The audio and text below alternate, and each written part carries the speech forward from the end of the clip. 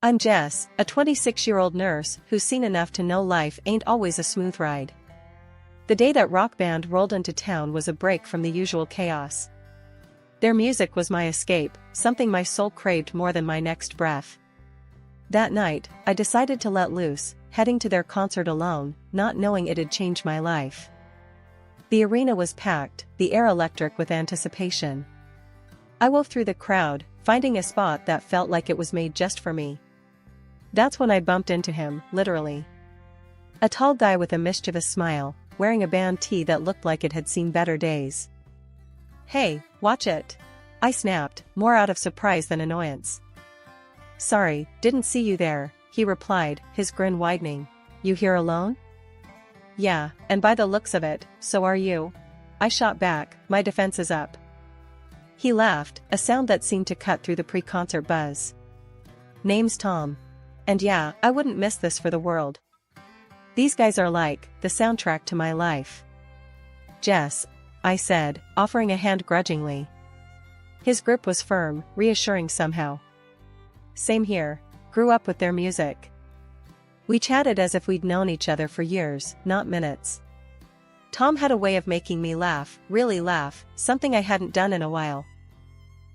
When the concert started, we were lost in the music, together yet alone in our little bubble. After the encore, neither of us wanted the night to end. "Know a decent cafe around here?" Tom asked, his eyes searching mine. "Might do. Follow me," I said, leading the way. The cafe was quiet, a stark contrast to the concert's frenzy. We found a secluded corner, our conversation flowing as easily as the coffee. "So, nurse, huh? Bet you've got stories," Tom said, his voice a mix of curiosity and respect. "More than I can count. And what about you? What's your deal?" I asked, leaning in. "I work in IT. Not as exciting as saving lives, but it pays the bills." He shrugged, a hint of humility in his eyes. We talked about everything and nothing, from our craziest dreams to our mundane daily gripes. It felt natural, easy. Before we knew it, hours had passed. "Should probably get going," Tom said reluctantly. "But I don't want this to be the last time we talk." "Me neither," I admitted, feeling a connection I couldn't quite explain. We exchanged phones, typing in our numbers with the promise of a call. As we said goodbye, I felt something shift inside me. Maybe it was the music, the night, or just Tom himself, but I walked away feeling lighter, my heart pounding in my chest. After a few months of dating Tom, the day came to meet his family, or more accurately, his mom. He'd been upfront about living with her, saying she was all he had in terms of family. I respected that. My own family was just my grandma, after all. Tom's place was modest, a cozy little house with a garden that looked like it needed a bit of love. "Mom's inside," he said, a hint of nervousness in his voice as we approached the door. It struck me then how important this was to him, and suddenly, I was the one feeling jittery. The door swung open to reveal a woman in her late 50s, her hair a tangle of curls, eyes sharp as they landed on me. "So, you're Jess," she said, her voice carrying a note that I couldn't quite place. Was it curiosity? Suspicion?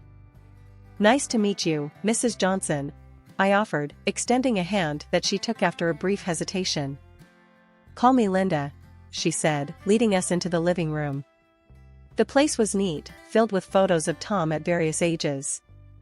It was clear he was the center of her world. We sat, and Linda wasted no time diving in. "Tom tells me you're a nurse. That's a hard job. You plan on doing that long?" I nodded, sensing where this was heading. "I love my job, but I'm also planning to study further, maybe become a doctor someday." Linda's eyes narrowed a bit. "A doctor, huh? That's a lot of school. Expensive, too." Tom jumped in, trying to smooth the waters. "Mom, Jess is really passionate about her work. It's one of the things I admire about her." Linda turned her gaze to Tom, and then back to me, her expression softening slightly. "Tommy here has always been my rock. After his dad left, it was just the two of us. I've given everything to him, you know." I caught Tom's eye, a silent communication passing between us. I knew this was hard for him, torn between the two most important women in his life. Linda continued. I rely on Tom for a lot. He's been so good to me, giving me half his salary every month. It's only fair, after all I've sacrificed. The air in the room felt heavier, the tension palpable. I didn't know what to say. It was clear Linda expected this arrangement to continue, even with me in the picture. And what about your family, Jess? Linda's question snapped me back to the moment. I was raised by my grandmother, I said, my voice steady. My parents died when I was young. Grandma's all I have. Linda nodded, a strange satisfaction in her eyes. Well, if you and Tom are serious, I'd expect you to contribute as well. $800 a month should cover it. I choked on the tea I'd been sipping. $800? Tom's hand found mine under the table, squeezing it gently. We'll work something out, Mom. Jess and I are a team now. When Tom and I decided to tie the knot, we knew it wouldn't be a lavish affair, but nothing prepared me for the battle over our wedding plans. Linda had her own ideas about saving money, which basically meant cutting down our guest list to a handful and scrapping any unnecessary celebrations. I wanted simple, sure, but I also wanted some joy, some celebration of us. One evening, as we sat down with Linda to discuss the wedding plans, the tension was thicker than the coffee Tom had brewed.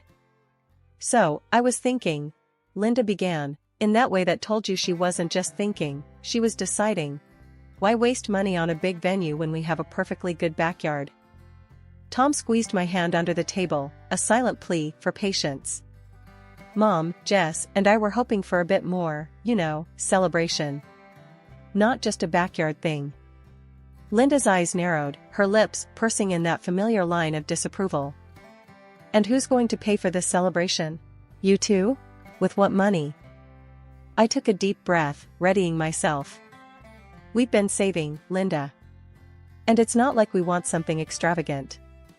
Just something a bit more special than the backyard. Linda scoffed. Special? You think spending money you don't have on one day is special? You know what's special?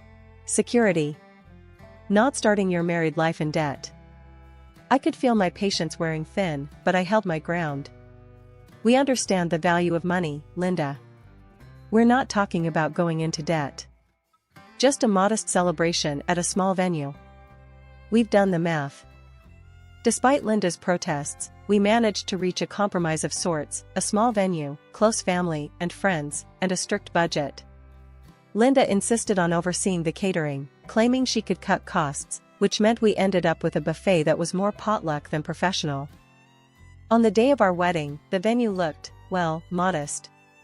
My grandma, the one person from my family there, whispered to me as I readied myself, "This Linda, she's a piece of work, isn't she? Just remember, dear, you're marrying Tom, not his mother." The ceremony was short and sweet.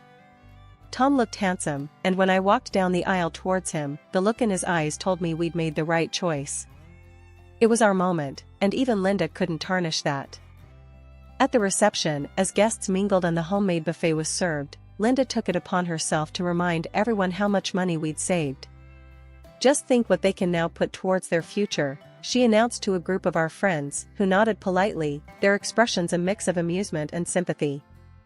Tom's best man, Mike, a childhood friend who knew the family dynamics all too well, leaned over to us with a grin. "Hey, at least she didn't charge entry, right?" I laughed, the tension of the past weeks melting away in the warmth of the moment. Tom wrapped an arm around my waist, pulling me close. "We did it, Jess. Despite everything, we did it." "Yeah," I agreed, leaning my head against his shoulder. "And now, we start our lives together, just us." "And Linda," Tom added with a wry smile, earning him a playful jab in the ribs from me.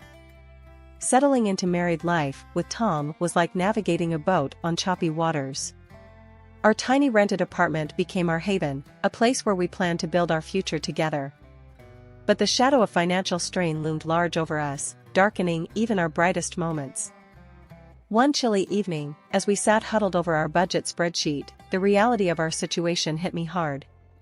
"Look at this, Tom," I said, pointing at the screen.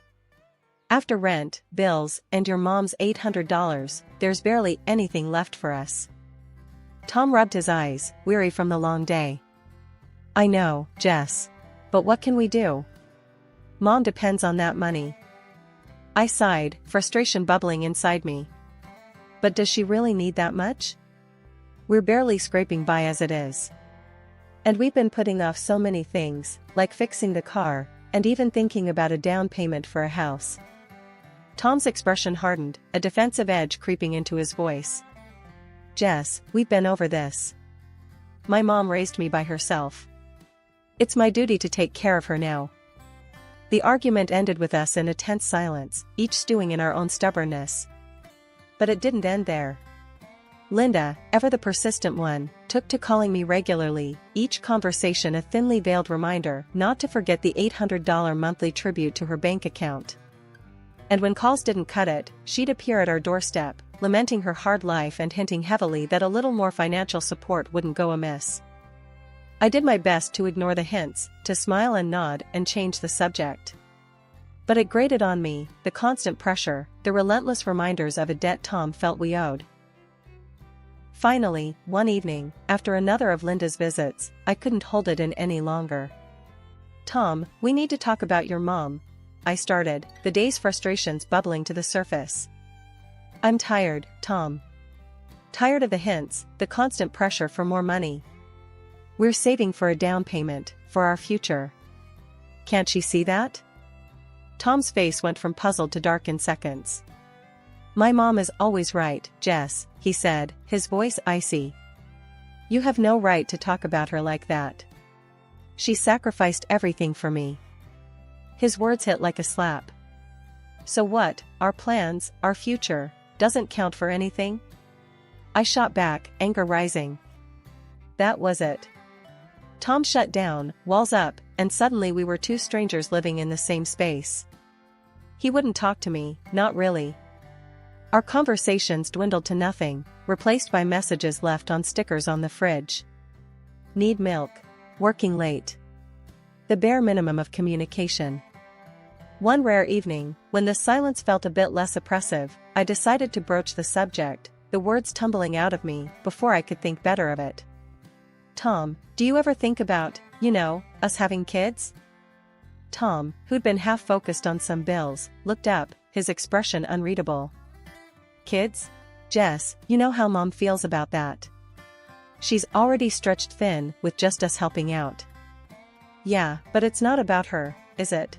It's about us, what we want, I said, a hint of desperation creeping into my voice. Tom sighed, setting the bills aside. I know, but think about it. The money, the time. How are we supposed to manage all that? Plus, Mom, she's outright against it. Says it's too much expense, too much hassle. I felt a flash of anger, frustration. So, what? Her word is law now? What about what we want, Tom? What about our life together? The room went quiet again, the air thick with words we couldn't seem to say. Tom finally broke the silence. I just don't think now's the right time, Jess. Maybe later, when things are better. The next day, Linda's unannounced visit threw gasoline on the already smoldering embers.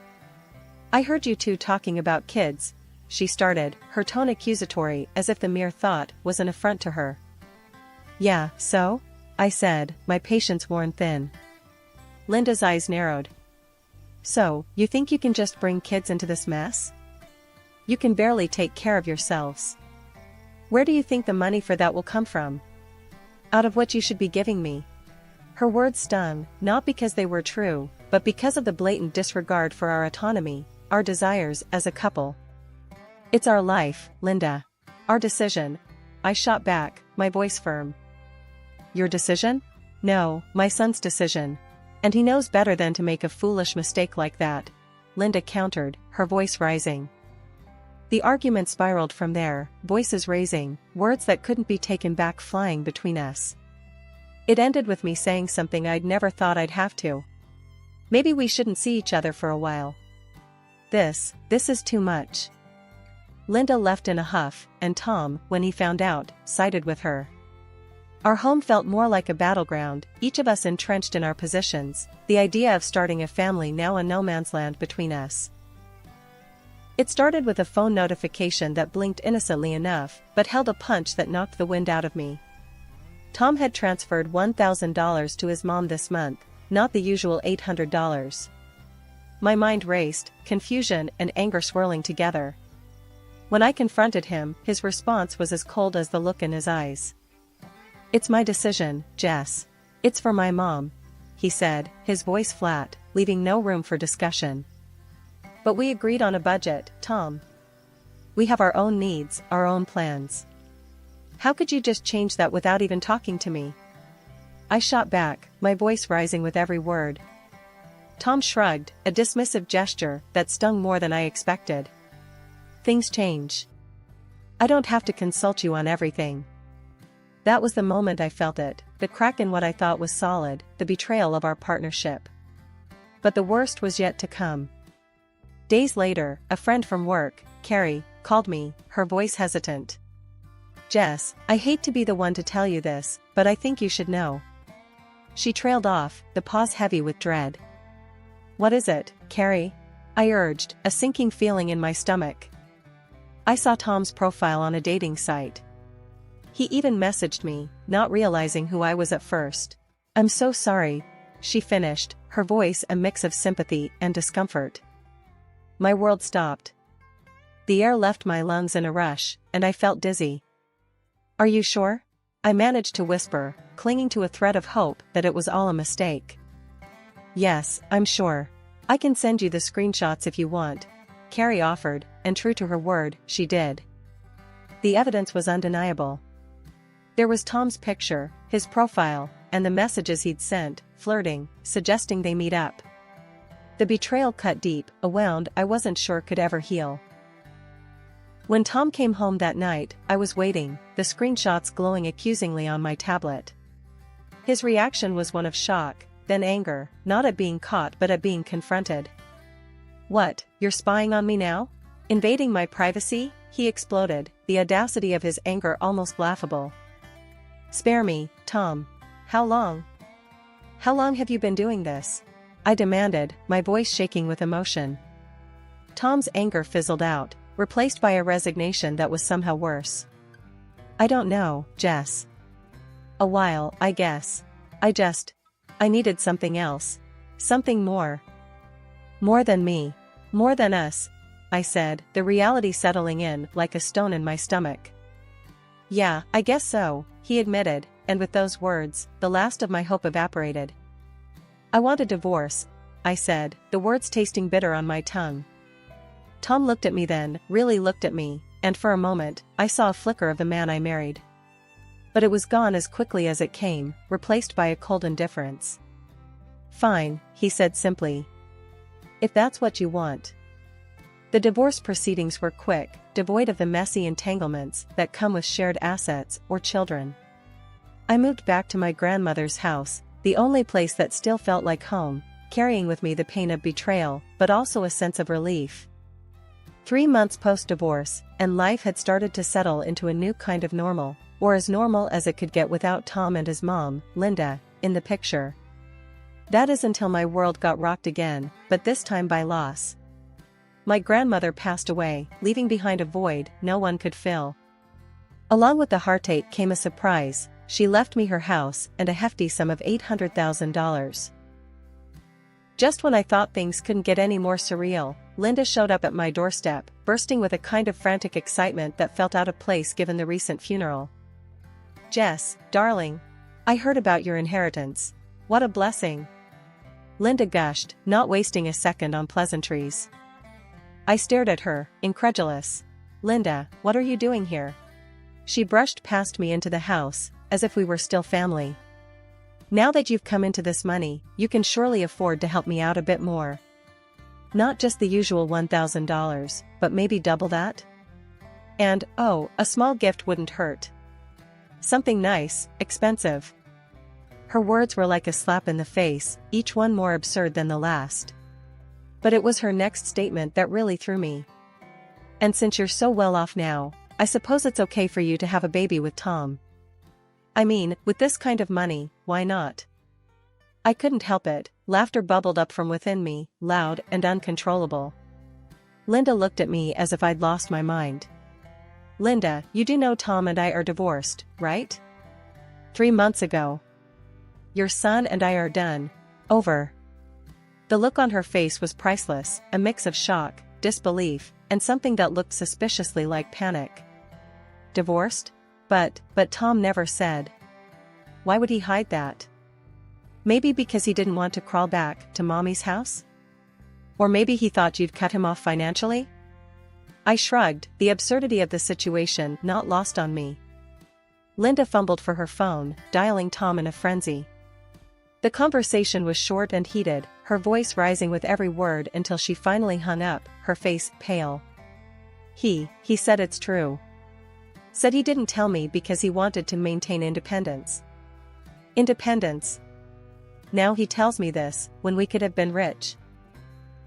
Linda, it's time for you to go, I said, my patience wearing thin. She stood, defeated, but then, with a last-ditch effort, she turned to me.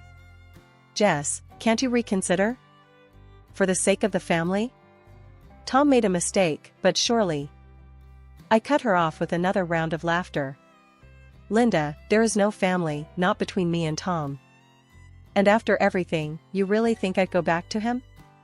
Please, leave. One morning, as I sat in the kitchen with a cup of coffee, the sun casting gentle patterns on the table, there was a knock at the door. Hesitant, I approached, half expecting Linda or, worse, Tom, to be on the other side. Instead, I found an old friend from nursing school, Maya, her face bright with a smile that was both comforting and contagious. I heard about your grandma, Jess. I'm so sorry. And then I heard about, well, everything else, Maya said, stepping inside as I waved her in. We sat down, and over coffee, we caught up on life, on the turns mine had taken, and on her adventures since we last spoke. It was Maya who, after hearing my story, looked me dead in the eye and said, Jess, it's time. Time to move on, for real. You've got this chance, this freedom. What's stopping you from taking the leap? Her words struck a chord. I've been thinking, I started, my mind racing with possibilities. Maybe it's time to go back to school, like I always wanted. Get that degree, move into a field I'm passionate about. Yes. Maya clapped her hands, her excitement palpable. That's the spirit. Look, life's thrown you some curveballs, but you're still standing. And now you've got this incredible opportunity to do something just for you. The conversation with Maya lit a fire under me. It was the push I needed to finally make a decision, to move forward with purpose. I started researching programs that night, my heart set on advancing my career in a way I'd only ever dreamed of. But life has a funny way of testing you. Just as I was settling into this new chapter, Tom appeared on my doorstep one evening, looking every bit the man I once thought I knew. Jess, can we talk?